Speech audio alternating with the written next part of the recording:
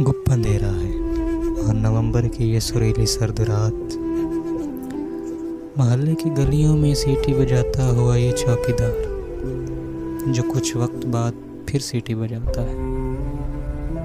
ये सीटी की आवाज़ शायद सोने वालों को कोई पैगाम देती है कि उठो।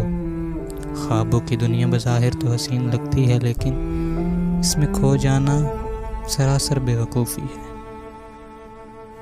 या फिर चोर उचक्कों को खबरदार करती है कि किसी के ख्वाब चोरी करने से बाज रहें, क्योंकि सभी लोग सोते नहीं। और मोहल्ले के दूर से गुजरते ये रेलगाड़ी की छक छक शायद कोई गीत गा रही है। ये चीख चीख के बताना चाहती है कि मैंने अपने ऊपर ऐसे रिश्तों को सवार कर लिया है जिनसे जुदाई मौत होती है। मेरे कुछ डब्बे जज्बातों से भर दिए गए, मेरे ऊपर हजार ख्वाहिशें लाद दी गई और मैं अज़ियत की पटड़ी पे दौड़ती जाती हूँ।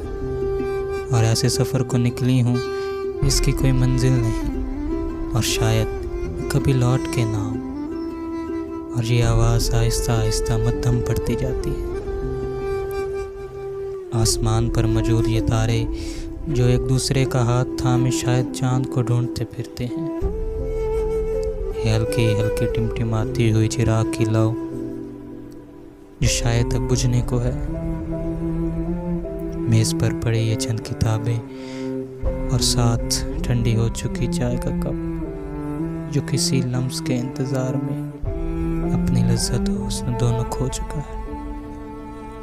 और मैं रात के इस पहर में बैठा दुनिया में बोली जाने वाली हसीन ज़बानों के खूबसूरत बागों से ऐसे लफ्ज़ चुन रहा हूँ जो तेरी गर्दन पर मौजूद दिल को बयान कर सके।